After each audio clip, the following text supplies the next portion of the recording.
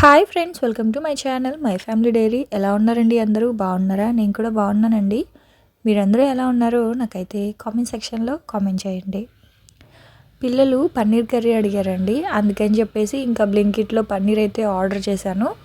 ఫస్ట్లో అయితే మనకి డెలివరీ ఛార్జెస్ ఏం పడేవి కాదు బ్లింకిట్లో.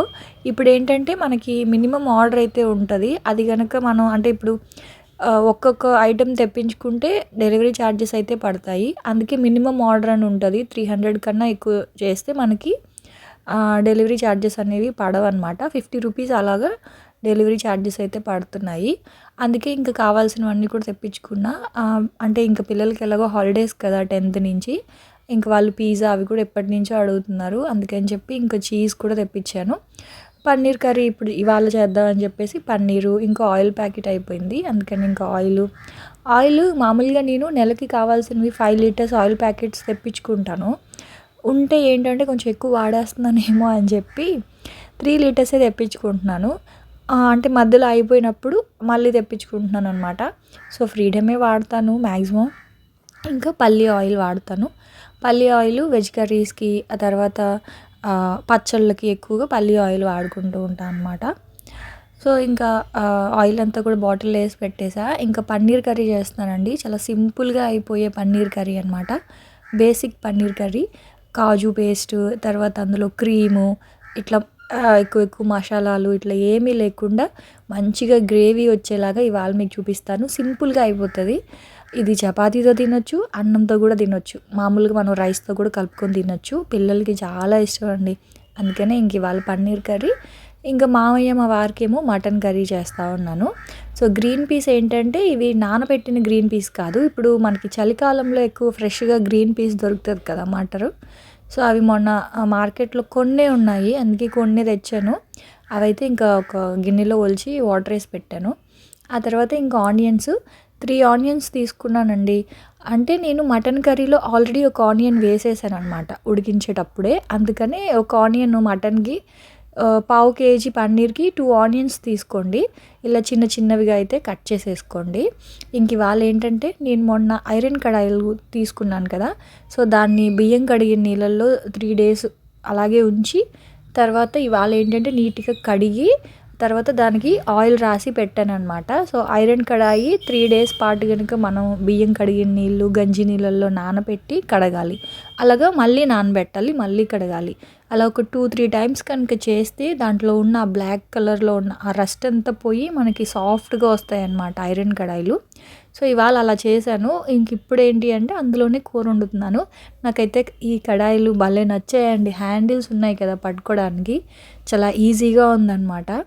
నాకు వంట చేస్తున్నప్పుడు కూడా చాలా ఇష్టంగా అనిపించింది. అంతే కదా, మనకి కొన్ని కొన్ని ఫేవరెట్ గిన్నెలు ఉంటాయి, వండే పాత్రలు. సో వాటిల్లో ఇప్పుడు ఇవి కూడా చేరిపోయాయి అనమాట. నాకు ఫస్ట్ నుంచి కూడా ఐరన్ కడాయిలు అంటే చాలా ఇష్టం. ఒక టేస్ట్ అనేది ఖచ్చితంగా నార్మల్ గిన్నెలో నాన్ స్టిక్లో వండే కంటే కూడా ఐరన్లో వండేటప్పుడు కొంచెం టేస్ట్ కూడా మారుతుందండి. కాకపోతే ఏంటంటే కొంచెం నీట్గా మెయింటైన్ చేయాలి ఐరన్ పాత్రలు, అంతే. సో ఇంక ఇప్పుడు ఏంటంటే అవి స్టవ్ మీద పెట్టేసి ఆయిల్ వేసి అందులో కట్ చేసుకున్న ఆనియన్స్ వేసాను. పన్నీర్ కర్రీలో అయితే 2 ఆనియన్స్ వేసాను. ఇంకా మటన్ కర్రీ కోసం అయితే ఒక ఆనియనే వేసాను. చెప్పాను కదా ఆల్రెడీ మటన్ కర్రీలో అన్ని మసాలాలు అంటే ఉప్పు, కారము, అల్లం వెల్లుల్లి పేస్టు, ఆ తర్వాత ఆనియన్ అన్నీ వేసి ఉడికించేసాను అనమాట. ఒక 2 విజిల్స్ అయితే పెట్టేసా. ఎప్పుడు చూపించేదే కదా అని చెప్పి ఇంకా మటన్ కర్రీ అయితే మీకేం చూపించట్లేదు. కానీ పన్నీర్ కర్రీ మాత్రం ఒక్కసారి ఇలా ట్రై చేయండి.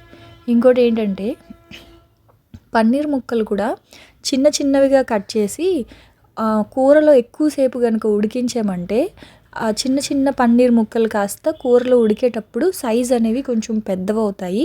చాలామంది పన్నీర్ కర్రీలో అంటే పీసెస్ అనేవి ఎక్కువ ఉడికితే మ్యాష్ అయిపోతాయేమో, ముక్కలు అంటే పొడి పొడిగా అయిపోతుందేమో అనుకుంటారు.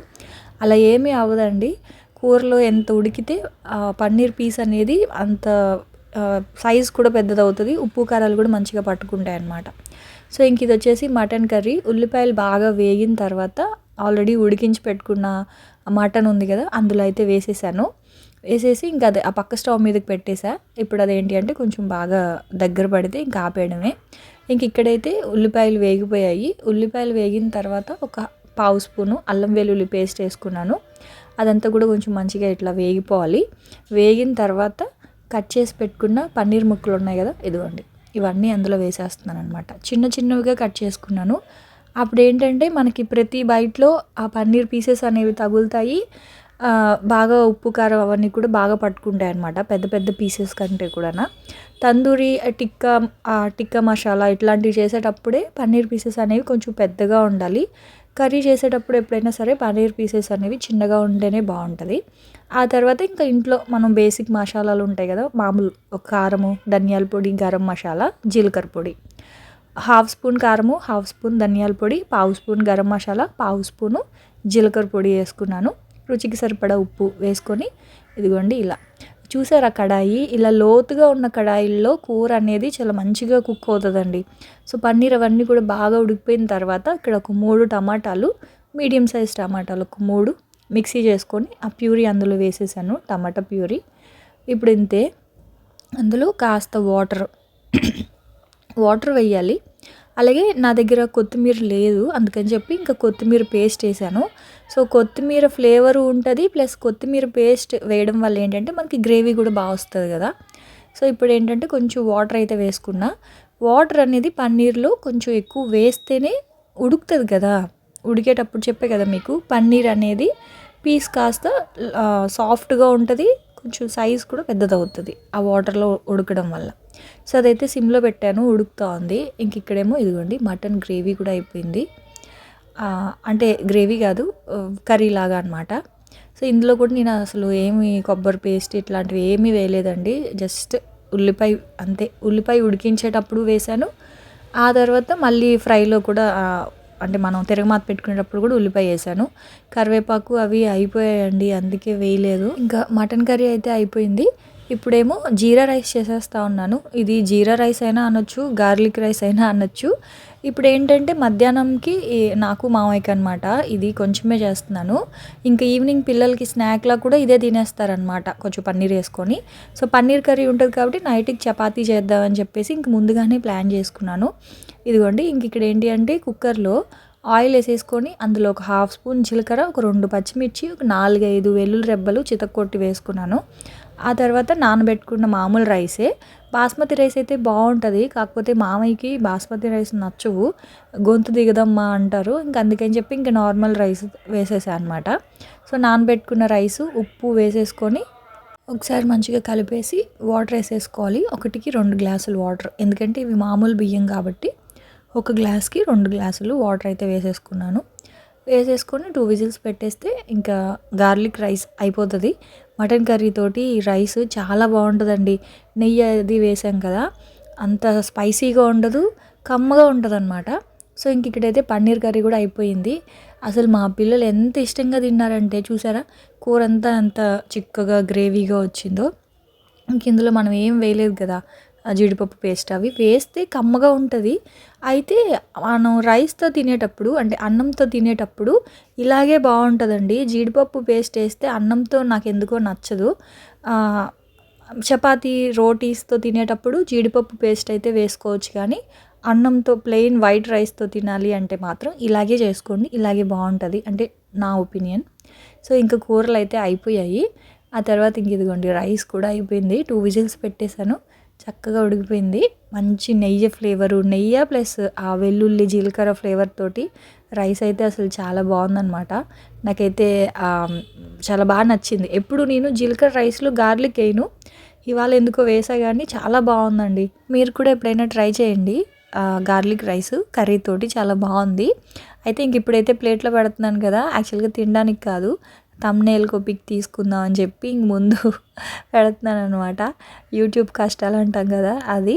సో వంట అయిపోయిన వెంటనే ముందు తిన్నా తినకపోయినా ప్లేట్లో పెట్టి మంచిగా ఒక 2-3 ఫొటోస్ తీసుకొని ఆ తర్వాత మళ్ళీ దాని మీద మూత పెట్టేసి తర్వాత తింటానమాట. అంటే ఒక్కొక్కసారి వెంటనే వంట అయిపోయిన వెంటనే తినాలనిపించదు కదా. సో ఇవాళ కూడా అలాగే అయ్యింది. అయితే త్వరగా పని చేసేసుకుందాం, అంటే పని చేసేసుకొని బయటికి వెళ్ళాలండి. మిస్సమ్మకి వెళ్దాం అనుకున్నాం, ఇవాళ షాపింగ్ ఉంది, శారీ అది తీసుకోవాలి, పండగ వస్తుంది కదా.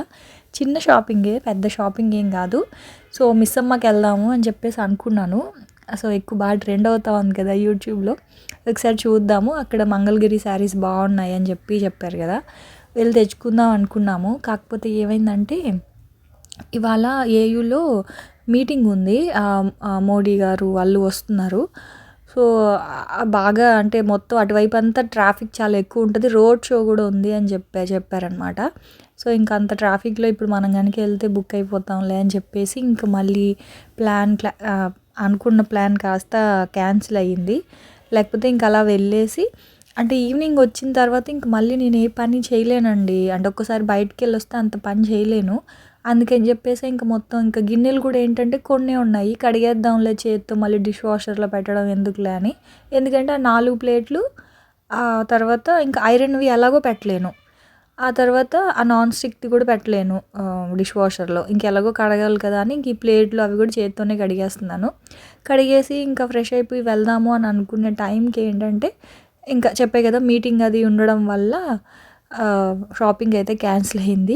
ఇంక రేపో ఎల్లుండో మళ్ళీ వీలు చూసుకొని వెళ్ళాలి. ఎందుకంటే పండగ దగ్గర చేసి వెళ్తే జనాలు చాలా ఎక్కువ ఉంటారండి. అస్సలు ఖాళీ ఉండదు. మళ్ళీ అదేంటో పండగ రోజు అసలు ఖాళీ వైజాగ్ మొత్తం ఖాళీ అయిపోద్ది. అంటే ఇంకా చుట్టుపక్కల పల్లెటూరు నుంచి ఇక్కడే వైజాగ్లో ఉంటారు కదా అందరూ జాబ్స్ కోసం వచ్చి ఉంటారు. సో పండగ అప్పుడు మాత్రం ఏంటంటే అందరూ ఎవరి ఊరు వాళ్ళు వెళ్ళిపోతారు కదా. వైజాగ్ అంతా ఖాళీ అండి. నేనైతే అసలు షాక్ అయ్యాను. ఇదేంటి ఇంత ఖాళీగా ఉన్నాయి రోడ్లన్నీ. అన్ని షాపులు క్లోజ్ చేసేసి ఉంటారు. రోడ్లన్నీ ఖాళీ అయిపోయి ఉంటాయి వైజాగ్ అంతానా. సో ఇంకా షాపింగ్కి అయితే వెళ్ళాలి 2 డేస్లో. ఇంక మా వారిని అయితే అడిగాను.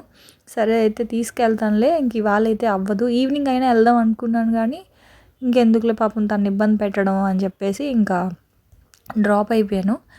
అందుకని ఇంక త్వరగా అన్ని పనులు అయితే చేసుకుంటున్నాను అనమాట. అయితే ఇదిగోండి టీ గిన్నెలు ఇంక ఇవన్నీ చేత్తో కడగాల్సినవి. అందుకే ఇంక డిష్ వాషర్లో అయితే పెట్టలేదు. ఇంకా ఐరన్ మాత్రం అండి వండిన వెంటనే కూర అనేది వేరే గిన్నెలోకి తీసేసుకోవాలి. లేకపోతే కలర్ అనేది కొంచెం చేంజ్ అయిపోతుంది.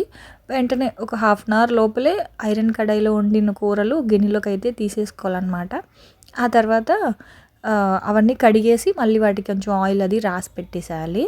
అయితేనండి నేను ఇది చెప్దాం అనుకుంటా ఉన్నాను, మర్చిపోతూ ఉన్నాను. ఏంటంటే ఒక్కొక్క వీడియోకి కొన్ని కామెంట్స్ వస్తూ ఉంటాయి కదా. సో నేనేమనుకుంటున్నానంటే అన్నిటికీ ఒక్కొక్కసారి రిప్లై ఇస్తూ ఉన్నా కదా. అలా కాకుండా ఈ వీడియో కింద మీరు నన్ను మా వారిని ఏమైనా క్వశ్చన్స్ అడగాలి అనుకుంటే ఈ వీడియో కింద కామెంట్స్ పెట్టండి. సో మా వారితో ఒక వీడియో చేస్తాను. ఎందుకంటే హాలిడేస్ వస్తాయి కదా. సో అప్పుడు మా వారు కనుక ఒకవేళ ఖాళీగా ఉంటే తనతో వీడియో చేద్దాం అనుకుంటున్నాను. అంటే మీరు నన్నే కాదు అడుగుతూ ఉంటారు కదా. సో మా వారి గురించి కూడా. సో అట్లా మీరు ఏదైనా అడగాలి అనుకున్న క్వశ్చన్స్ ఏవైనా ఉంటే అడగండి. సో మా వారితో ఒక వీడియో చేద్దామని అయితే నేను అనుకుంటా ఉన్నాను. ఆ వీడియోలోనే మీరు అడిగే క్వశ్చన్స్ అన్నిటికీ కూడా ఆన్సర్ చేద్దాం అనుకుంటున్నాను. ఎందుకంటే చాలామంది చాలా అడుగుతూనే ఉన్నారు.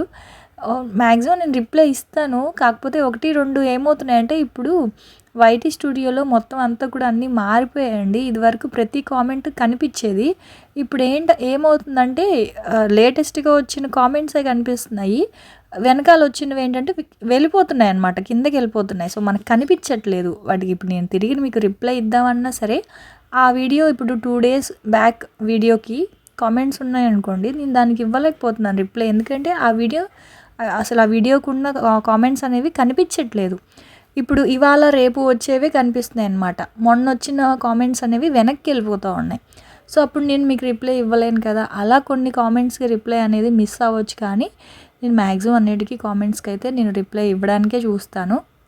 సో అలా ఏదైనా మిస్ అయిపోయి ఉంటే మీరు ఏదైనా అడగాలి అనుకుంటే అన్నీ కూడా ఈ కామెంట్ సెక్షన్లో మీరు అడగొచ్చు అనమాట.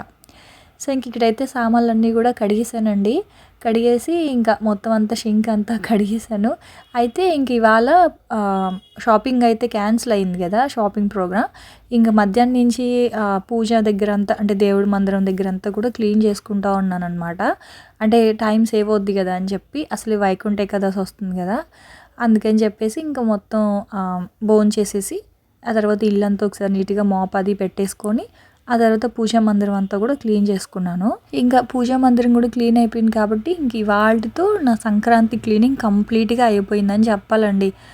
అంటే పూజా మందిరం కూడా క్లీన్ అయిపోయింది. ఇంకా పూజ చేసుకుంటున్నాను కాబట్టి ఇంక డైలీ రొటీన్లోకి వెళ్ళిపోద్ది అనమాట పూజ కూడా. అప్పటి వరకు ఏంటంటే పూజ చేయడానికి అంత ఇది రాదు. ఒక్కసారి మందిరం క్లీన్ చేసుకుంటే ఇంక డైలీ పూజ, అది కూడా డైలీ రొటీన్ అయిపోద్దనమాట. సో ఇంక గిన్నెలన్నీ కడిగేసాను కదా, ఇదిగోండి ఈ ఐరన్ కడాయిలకి 2 వైపులా ఆయిల్ అయితే రాసి పెట్టేయాలి. ఇప్పుడు మళ్ళీ వీటిల్ని మనం వాడేటప్పుడు ఏంటంటే మళ్ళీ స్టవ్ మీద పెట్టి వేడి చేస్తాం కదా, అప్పుడు ఏదైనా ఒక క్లాత్ తీసుకొని కాటన్ క్లాత్, ఆ ఆయిల్ అంతా వేడికి మళ్ళీ కరిగిపోతుంది. అదంతా ఒకసారి నీట్గా తుడిచేసి వాడుకోవచ్చు. లేదు మళ్ళీ ఇంకోసారి వాష్ చేసుకోవచ్చు అంటే వాష్ చేయొచ్చు, లేదంటే క్లాత్తో నీట్గా ఆయిల్ అంతా తుడిచేసి మళ్ళీ వాడుకోవచ్చు, మన ఇష్టం. సో భలే ఉన్నాయి కదా గిన్నెలు అయితే, భలే మెరుస్తూ షైనీగా ఉన్నాయి. నాకైతే భలే నచ్చింది, ఇది బాగా నచ్చిందండి. రౌండ్గా ఉంది కదా. సూప్స్ కానీ, మంచూరియాస్ కానీ, ఫ్రైడ్ రైస్లు కానీ ఈ ఐరన్ కడాయిల్లో చేయడం వల్ల ఏంటంటే వాటికి మంచి ఫ్లేవర్ వస్తుంది. బాగుంది కూడా, అంటే పట్టుకొని చేయడానికి కూడా చాలా బాగుంది. ఇలాంటిది ఇంకాస్త పెద్దది కూడా చేసుకోవాలి, అంటే పెద్దది కూడా తీసుకుందాం అనుకుంటా ఉన్నాను ఇంకొంచెం ఎక్కువ చేసేటప్పుడు. ఇదైతే ప్రస్తుతానికి సరిపోతుంది, ఇంకొంచెం పెద్దది ఉంటే బాగుండేమో అనిపించింది. సో ఆ తర్వాత ఇంకా చెప్పాను కదా, మధ్యాహ్నం నుంచి ఇంకా తలస్నానం అది చేసేసి పూజా మందిరం అంతా క్లీన్ చేసుకున్నాను. ఇంకా అవన్నీ కూడా ఎప్పుడు అంటే వీడియోస్లో ఎప్పుడు పెడుతూనే ఉంటాయి కదా, ఇంకా అందుకే ఇంకా ఫాస్ట్గా చేసేసాను అనమాట. కొంచెం సేపు రెస్ట్ తీసుకొని ఆ తర్వాత ఇంకా మందిరం అంతా క్లీన్ చేసుకున్నాను. త్వరగా పూజ చేసేద్దాం అంటే పువ్వులు లేవండి.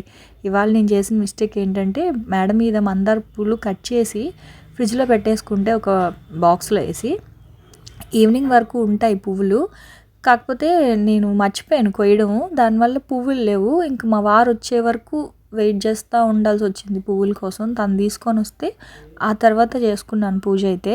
ఇంకా ఆ లోపల మొత్తం అంతా కూడా రెడీ చేసి పెట్టేసుకున్నాను. ఇంకా పువ్వులు తీసుకొచ్చారు, ఇంకా అన్నీ పెట్టేసి పూజ అయితే చేసుకుంటా ఉన్నా.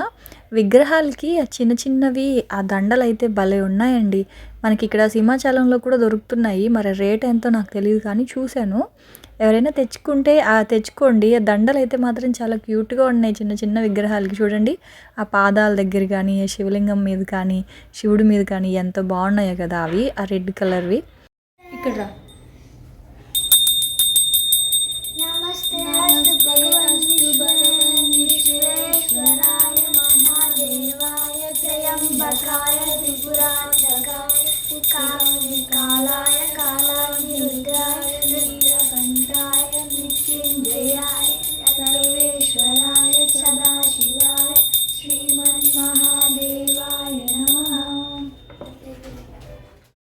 ఇంకా విష్ణుకి ఏంటంటే రుద్రమంత్రం నేర్పించాను శివుడిది. లక్కీ నేర్చుకోవడానికి అంత ఇంట్రెస్ట్ చూపించాడు కానీ విష్ణు మాత్రం డబ్బులు ఇస్తానురా ఒక్కొక్క మంత్రానికి, ఒక్కొక్క శ్లోకానికి వాడికి 20 రూపీస్ అట్లా ఇస్తానని చెప్తే నేర్చుకుంటాడు. కానీ చాలా బాగా నేర్చుకుంటాడు, త్వరగా నేర్చుకుంటాడు అనమాట. లక్కీ ఎందుకు అంత ఇంట్రెస్ట్ చూపించట్లేదు. అయితే ఇప్పుడు వాడికి నేను దాదాపు 200 రూపీస్ బాకీ ఉన్నానండి లక్కీకి. ఎందుకంటే వాడు చాలా నేర్చుకున్నాడు, శ్లోకాస్ అన్నీ కూడా నేర్పిస్తే చక్కగా నేర్చుకుంటున్నాడు. కానీ నేనే ఇవ్వలేదు, అన్నీ బుక్లో రాసుకోరా, అన్నీ ఒకేసారి ఇస్తాను, ఉండి కొనిస్తాను, అప్పుడు అదే డిబ్బీ కొనిస్తాను, డిబ్బీలో వేసుకుందులే అని చెప్తున్నా. ఈసారి డీమార్ట్కి వెళ్తే డిబ్బీ ఒకటి కొనాలి వాడికి. అలా వాడు నేర్చుకున్నట్టు ఉంటుంది, డబ్బులు కూడా సేవ్ చేసుకున్నట్టు ఉంటుంది కదా అని చెప్పి ఇంకా అలా నేర్పిస్తున్నాను అనమాట. ఆ తర్వాత ఇంక మా వారైతే వస్తే ఇంకా టీవీలో ఆహాలో చరణ్ గారిది షో ఏదో వస్తూ ఉంది, ఇంకా అది పెట్టుకొని చూస్తూ ఉన్నాము. చూస్తూ ఇదిగోండి ఇంకా రోటీ మేకర్ ఏంటంటే ఆల్రెడీ కర్రీ ఉంది కదా, పన్నీర్ కర్రీ, ఇంక అందుకని చెప్పేసి నైట్కి ఇలా రోటీస్ అయితే చేస్తూ ఉన్నాను రోటీ మేకర్లోనే అనమాట. ఇంక అది కూర్చొని ఇంక ఇలా కాల్చేస్తూ ఉన్నాను. ఒకవైపు వేడిగా ఇలా చపాతీలు చేయడం, ప్లేట్లో పెట్టిచ్చేస్తే వాళ్ళు తింటూ ఉన్నారు. ఒకవైపు టీవీ చూస్తూ, ఇది ఎందుకో నాకు బాగా నచ్చిందండి. ఇలాగా ఇన్ని రోజులు తెలుసుకోలేకపోయాను, అలా నించొని స్టవ్ మీద కాలుస్తూ ఉండేదాన్ని కదా.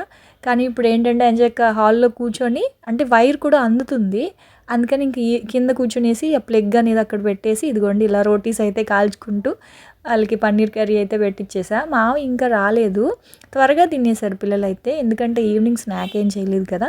స్నాక్స్ చేస్తే కాస్త 8కి అలా తింటారు. స్నాక్స్